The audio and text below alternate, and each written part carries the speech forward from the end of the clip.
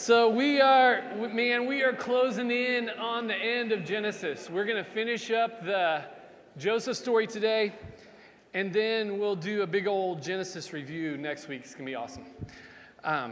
In the book of Genesis, God creates the world with this dream of shalom, peace, which means just everything in its rightful place, doing what it's intended to do, relating rightly, and all of it flourishing. But hardwired into creation are these two tensions. There's chaos, symbolized by water, which just means, chaotic disorder where nothing can flourish and grow. And then on the other extreme is barrenness, symbolized by desert. It's desolation where nothing can flourish and grow. And then humans are created as to rule as God's image bearer and to bring order to the chaos and to draw life from the desolate barrenness. And then there's this repeating cycle running through Genesis. It starts with creation and blessing. And each time it occurs, it's kind of like the first time. It's an Eden situation. And often these times are signaled because there's like trees and gardens or sources of water or altars. And then there's some testing and failure. There's a deception or alternative source of wisdom. Often these will have some kind of fruit or food or nakedness or serpents or lies. And there's a choice. Will they endure a struggle and gain wisdom, or will they grasp for a quick solution? And that's almost always what they do. And then because of that, there's some decreation. The consequences start to unravel the piece, and chaos and barrenness take over. But then out of that wreckage comes recreation. Something new is created, and the cycle then begins again. This happens over and over. It started with Adam and Eve. If you remember, they were described as not yet knowing tov and ra, good and bad. This is how the Bible usually describes youngsters, like children. They don't yet know good and bad. And the serpent tests them, and they make a bad decision. It's not malicious. They're just naive. And they fail the test, and they're sent down the mountain and out of the garden. And then came Cain and Abel. Only this time Cain is warned explicitly by God, but he fails the test. He kills his brother. He's sent down into exile to the east, out of the Eden land. And then Cain's violence just takes hold and starts to spread throughout the world. Then we get the story of Noah and the flood. All of humanity is failing the test, and there's this massive act of decreation in the flood. And yet there is if you remember the word, it's sha'ar. There is a remnant that survives the flood. And they resettled in this kind of new Eden land on top of a mountain. And then the whole thing starts again. God says, be fruitful, multiply, fill the earth, subdue it, have dominion, till it and keep it. And then comes Abraham, Isaac, and Jacob. And they aren't naive. They're schemers who get some things right, usually at the very end of their life, but most of the time they fail the test. And each time they do, some aspect of creation that God means to live ends up dying, often bringing exile, which is just that humans who are meant to live in community with each other can't reconcile, and they become divided. And then at the end of that, Joseph appears. When he shows up, he's only 17 years old. And so he's naive, like Adam and Eve. It's very interesting that Genesis begins and ends with these human agents who are seen as naive morally. But they're looking for wisdom, and who then get tested. And the first time it didn't go so well, and we're hoping with Joseph it's going to go a little better. Joseph, the 11th son, we're told, of Jacob, but the first one from Rachel, the wife he loved. He's a son of his old age. And so he's elevated to the place of the firstborn above his other 10 brothers. He's given this special robe. Remember that from last week? He's kind of a bit of a brat, and he's always narking on his brothers. And he has these dreams about sheaves of grain where his brothers will bow down to him, or the sun and moon and stars all bowing down to him, the whole world. And so his brothers hated him. And they actually attacked him and threw him in a pit where, if you remember from last week, the Ishmaelites, the Midianites, they all come together. All the non-chosen sons of Abraham unite to sell Joseph into slavery in Egypt. And this is Joseph's first test. He's sold to this guy named Potiphar, who is the captain of the tabach. It says tabach means butchers. It always says guards. It's a euphemism. The Pharaoh's guards are butchers. That's what it's saying.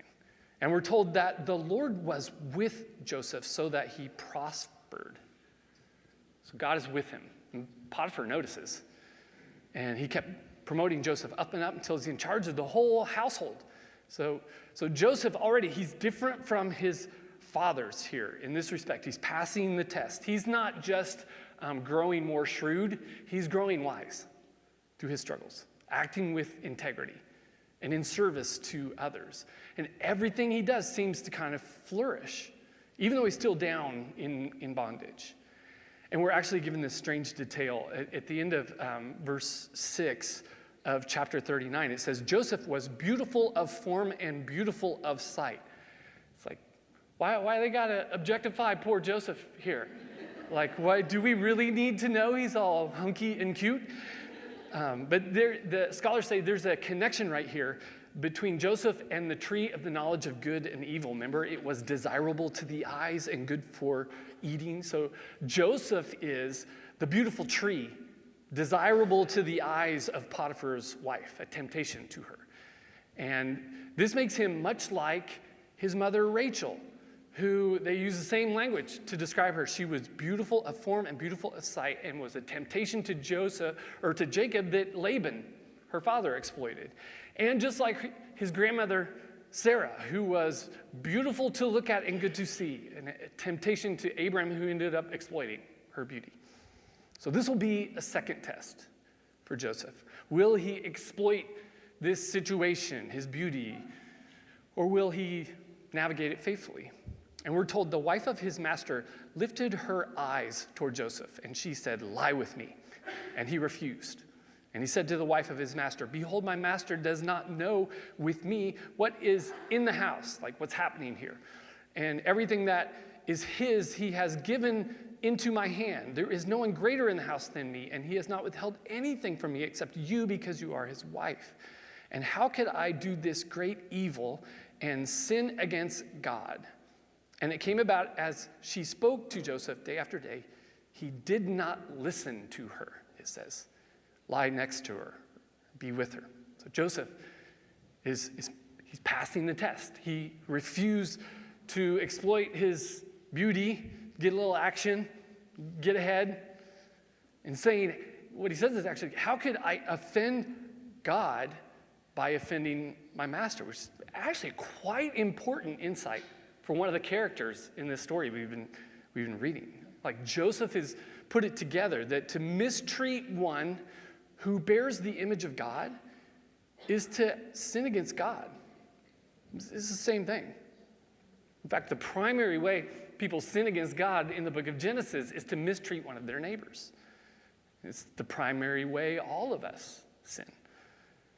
But here we have Joseph finally learning the lessons that all of his ancestors just seemed to miss. And then one day they're in the house together, and Potiphar's wife gets aggressive with Joseph, and he wriggles away, remember this story, by slipping out of his robe, leaving it in her hands, and running away naked. So here again, we got this robe becoming part of another deception for Joseph. And she accuses him of assault. Potiphar's anger, it says, burns hot against him. And he throws Joseph into the Sohar. It means the roundhouse, but it's what they called their prisons. So think about this. So Joseph is the tree that ought not to be grasped or grabbed, but Potiphar's wife grabs him. But it says he doesn't listen to her voice like Eve listened to the voice of the serpent. He passes the test. So finally, there's a human who doesn't fail. He doesn't grab the fruit, and he goes away, he runs away naked, but not ashamed. He's still got his lunch money. He's still acting right? He has his integrity. It's someone who honors God and the image of God in others, and who endures suffering instead of just grasping for an easy solution. And he's done this twice now. But if you think about it, he's done this with very confusing results. Like first he was exalted by his father Jacob, Then the test, he's thrown down into the pit by his brothers, and the result of that was a further descent down into Egypt, to Potiphar's house. Then he's exalted by Potiphar. There's a test with Potiphar's wife. He passes the test, but the result of that is a further descent down into jail for not sleeping with his wife. Each time Joseph passes the test, the result is not like the restoration to his former glory. The result is a further descent down into Egypt, it says, down into prison. And this is actually a key pattern in the book of Genesis and the Bible, really. It's part of the suffering servant motif. This isn't algebra. You do the right thing, you get exalted. That's not the gospel. That's the prosperity gospel. The gospel isn't about engineering prosperity and wealth and success. It's about forming a people who will be faithful even when it doesn't pay, when we lose out for doing the right thing, which we will. That's what the story says, which we will. And it's a central insight that really begins to pop here at the end of Genesis, about how God plans to bring shalom into the world, which was the plan all along. You know, Abraham, Isaac, and Jacob, they would all just sacrifice their integrity for success out of fear or greed or jealousy. They chose pragmatism always over faithfulness. And they had a lot of success, but they left a trail of broken bodies in their wake, because that's not how the kingdom comes. And they ended up not being a blessing to the nations. Remember, that's the promise. They're a curse to the nations. We can't miss this. This idea is at the heart of the gospel, and it starts clear back in the book of Genesis. That every exaltation, every blessing will eventually become a test. Whatever form the blessing takes, whether it's abundance or wealth or power, creativity, order, favor, success, those things are all in all of these stories. And they will entice the characters to exploit them or to use them to get ahead. And of course, it's true for all of us.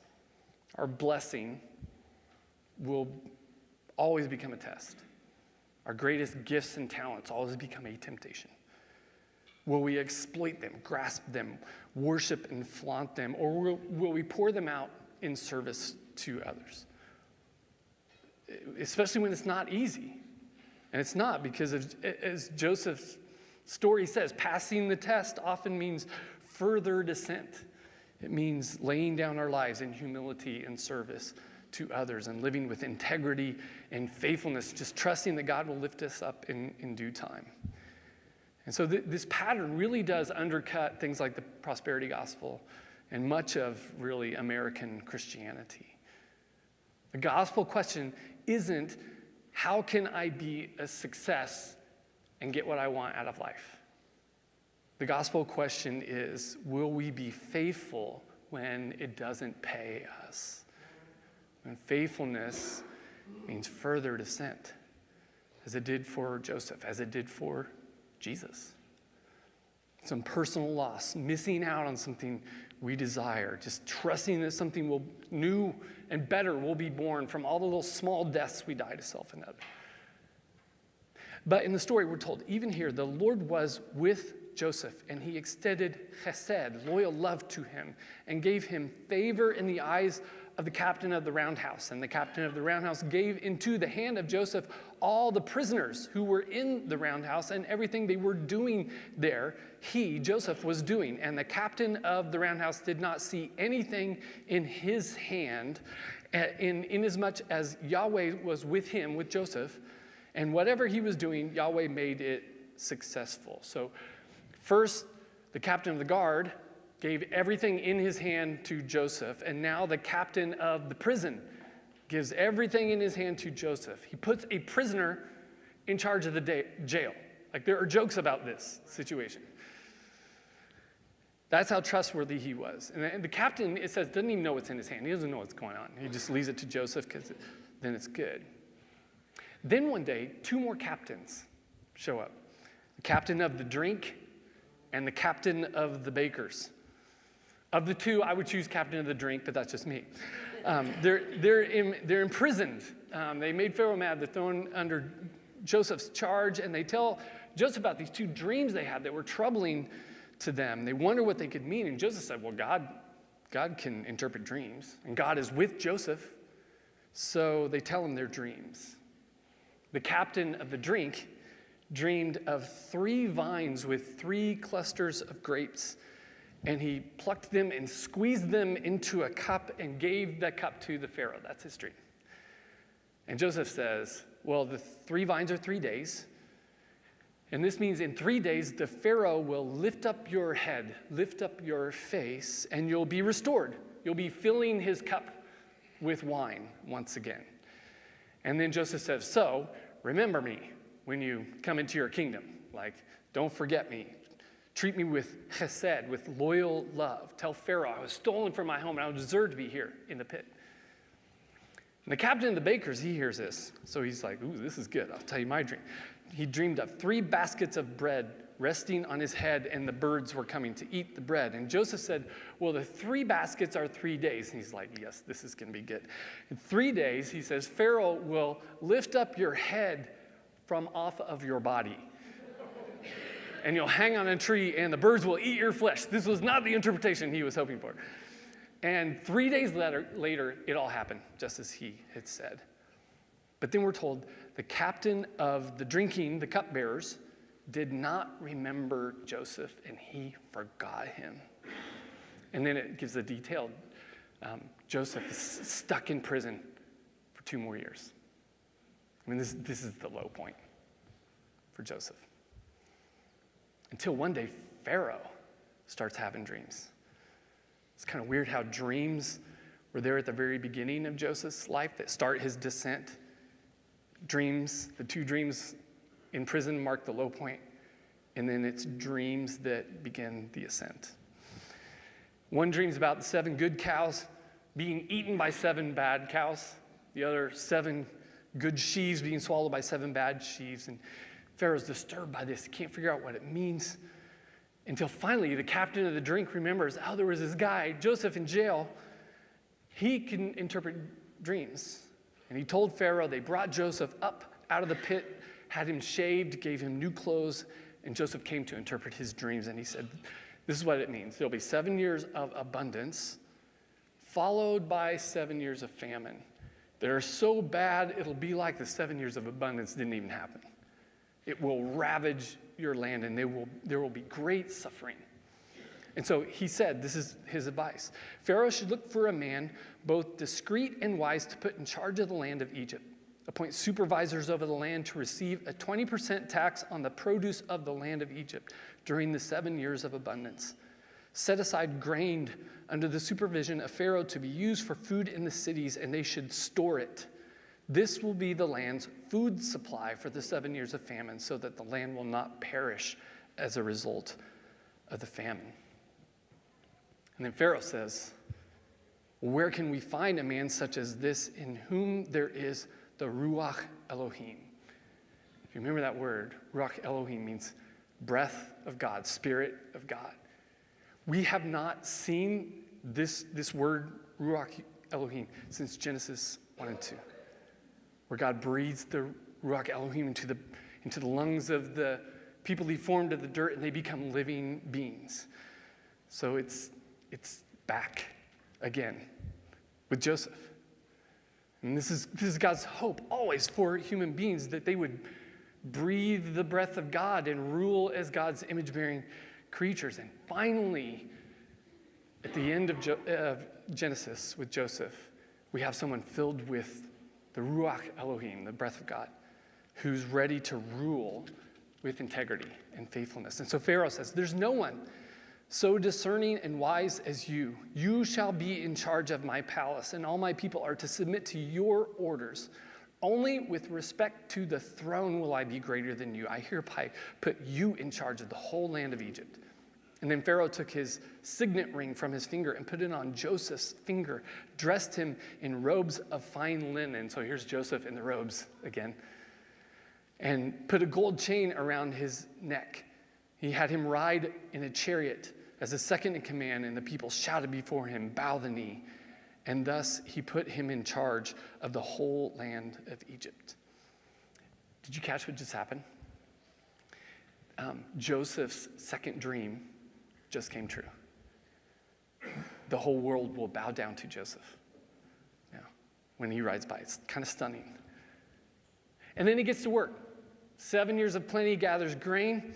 The famine comes, and Egypt is saved. And not just Egypt, all the nations are blessed because they come to Egypt to get grain. And so it's really as if God's promised to Abraham all those years ago that I will bless you to be a blessing to the world. It's finally coming true for one of his family, Joseph. Meanwhile, back home, back at the ranch, so to speak, his father Jacob thought Joseph was dead.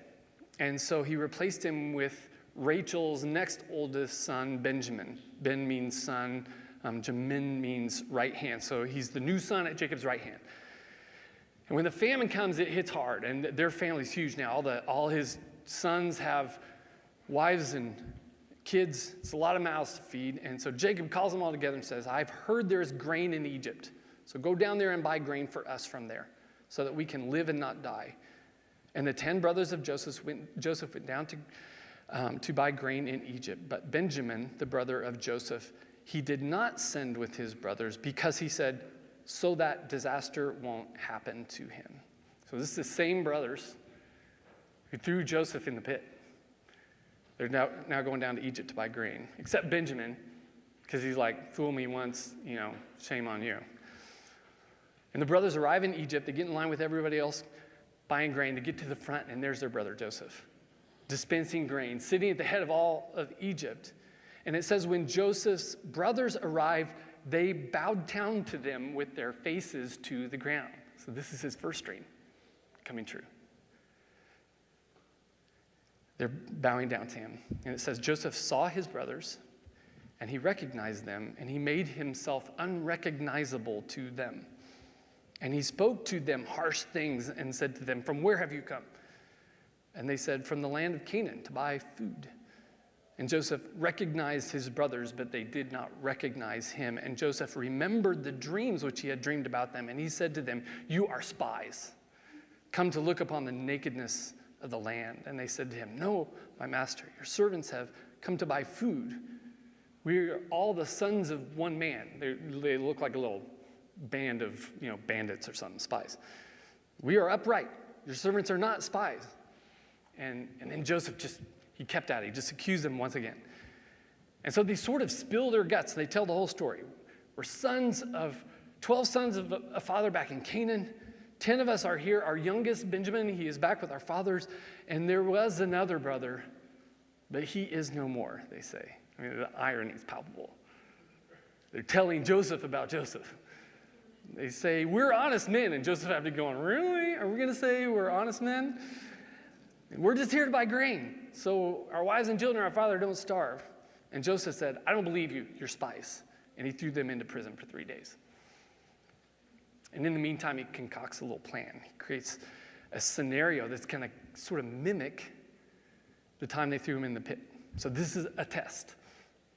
Not to trick them so much as to let them prove themselves that they've grown up. He's not trying to get revenge or punish them. He wants them to prove they're worthy of his forgiveness. And we're told on the third day, remember in the Bible, third day, 3 days, 40 days are often periods of testing and transformation, right? So after 3 days, he brought him up out of the pit and said, I'm going to let you go because I fear God, but you got to leave one brother with me. The rest of you can take all the grain and go home, but leave one brother behind so that I know you'll come back and bring this other brother, Benjamin, and that will prove that you've been telling me the truth the whole time. The brothers huddle up and confer and they're speaking together in Hebrew, and they think Joseph can't understand them because he's been using a translator, but he heard everything. And what they say is, we're being punished because of what we did to Joseph. We all saw how terrified our little brother was. We all heard his cries when he pleaded with us not to leave him, and we didn't listen. That's why this is happening to us. Reuben, the oldest, said, didn't I say to you, don't sin against the boy? But you wouldn't listen, and now we must pay for shedding his blood. And Joseph hears this, and he just breaks down weeping. He's like, they remember me, and they're racked with guilt. He actually had to leave the room, get himself together. Finally, he returns, and they all agreed to his terms. And he takes Simeon and bound him, just like they bound Joseph all those years earlier. And the test now really begins. So Joseph had his men load up all their donkeys, right, with grain. And he told his men to take the silver they had used to buy the grain and hide it in their bags. And so it seemed like that they had stolen the grain and made off with the silver. And that night they stop and they discover the silver in their bags, and they're just so afraid, freaked out.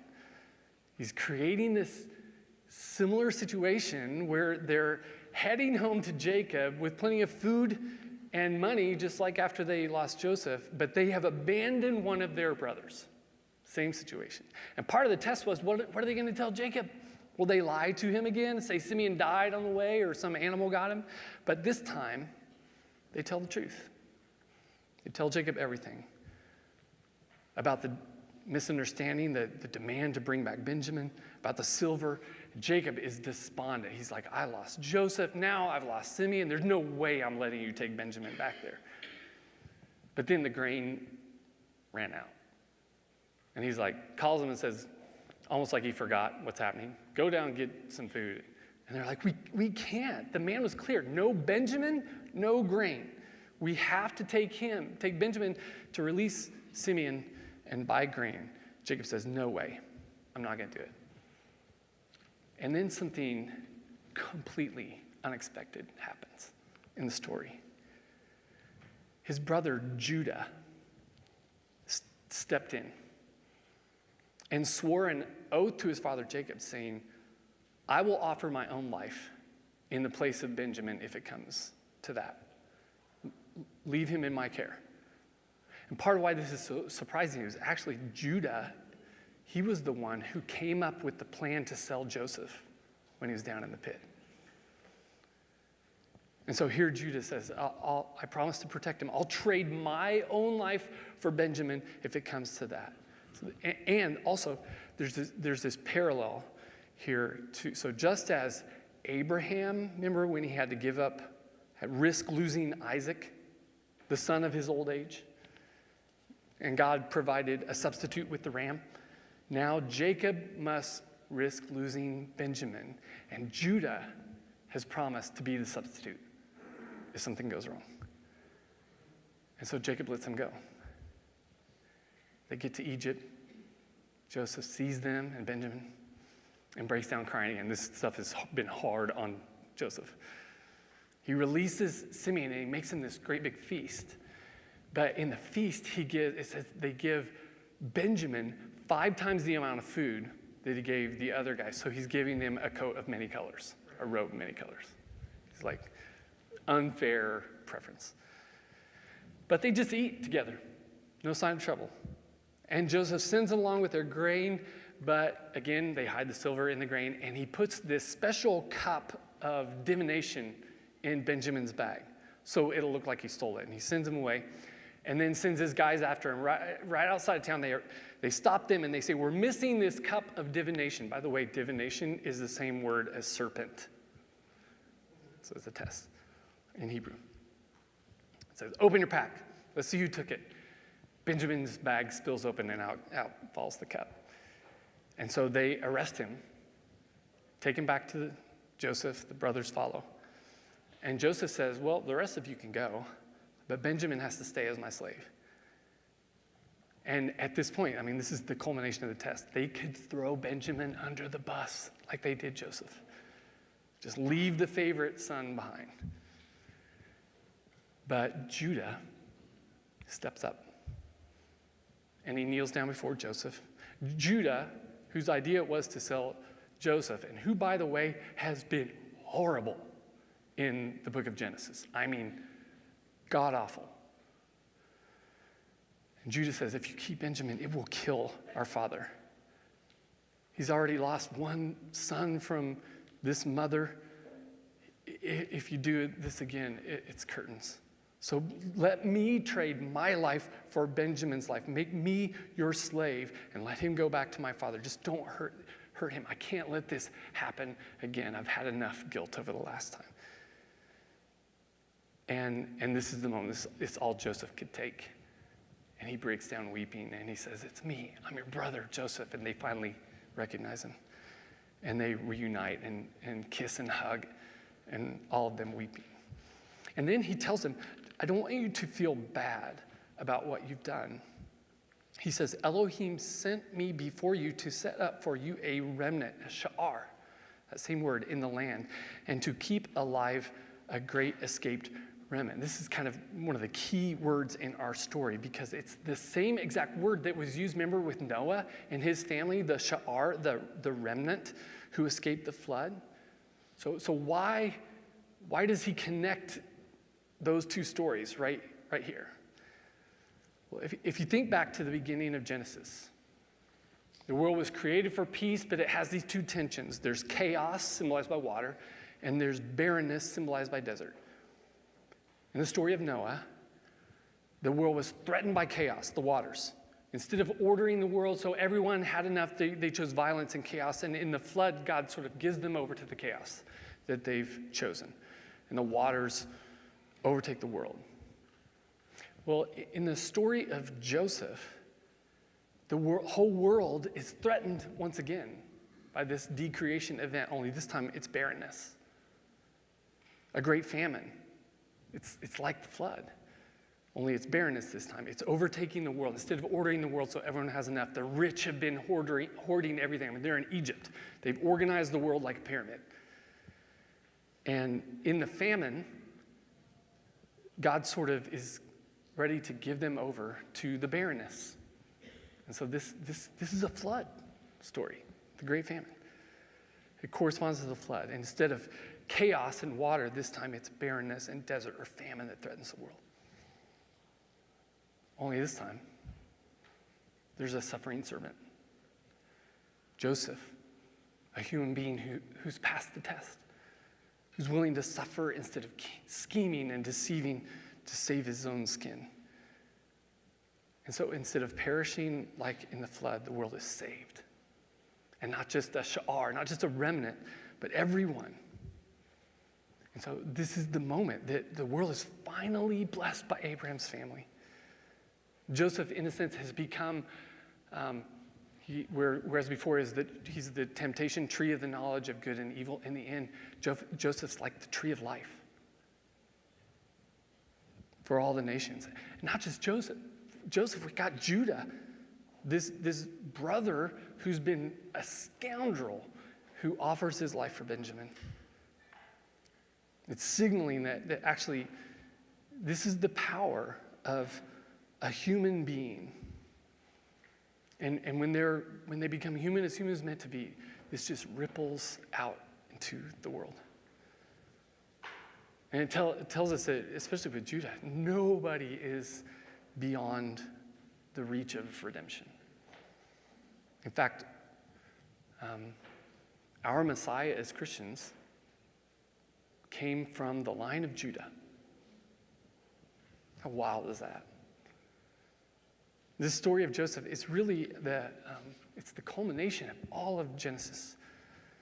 Like the end of if you go to see a symphony, when they do movements, and then at the very end, they bring all the themes they've built before, they bring them all together and intertwine them. It's just like that. It's just beautiful. Humans that were chosen by God to rule in God's image, who were blessed and commissioned to be fruitful and multiply and till the earth and keep it. And they go through testing and they just fail. And they're meant to learn and change and grow and find wisdom, but mostly they just mess up. With each testing they fail, and the brokenness just would cascade out into the world and gain momentum until there's a decreation of some kind. They'd reap everything they sowed. Happened over and over throughout all of Genesis until Joseph, the suffering servant, willing to suffer not for his own sins, but the sins of his brothers and the sins of others. And really, you guys, the heart of the Christian tradition, it begins right here in Genesis. And the story essentially is saying that all it takes is one human being who's faithful, who has integrity, who has access to wisdom, who's willing to live in service to others and endure hardship and forego vengeance, willing to forgive and reconcile and seek shalom, seek peace, not just for himself, but for his family and for the whole world. All it takes is one person like that for the whole world to begin to change and move back toward shalom, which ultimately for us happens through Christ, and which is supposed to happen through the church that he left behind. It's like that famous Margaret Mead quote, "Never doubt that a small group of thoughtful, committed citizens can change the world. Indeed, it is the only thing that ever has." I was worried about sharing this quote. I was worried about because it seems like it's focusing too much on human action. Chris and I have been binging West Wing. The episode came up last night with this quote in it. And I was like, okay, I'm sharing the quote. I'm good. It wasn't a dream, but it was close enough.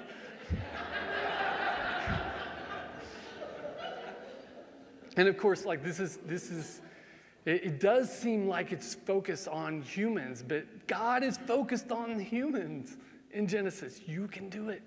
Become human as you're meant to be and bend this world toward shalom.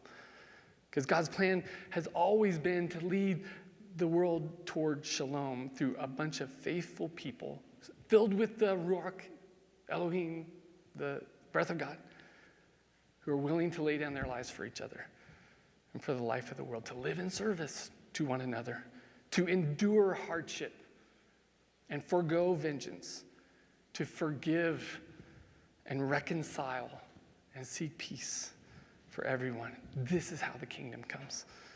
And this is the task of the church. Amen? Let's pray. Oh God, we thank you so much for the story of Joseph and for this faithful one and how he became sort of the precursor, that early melody playing of the suffering servant. And we thank you so much, God, that you're just always inviting even the most broken among us, like Judah, to play a part. And we just confess that's how we see ourselves, just messed up and broken as anybody else, but longing to be part of a story of redemption. May that be so. Amen.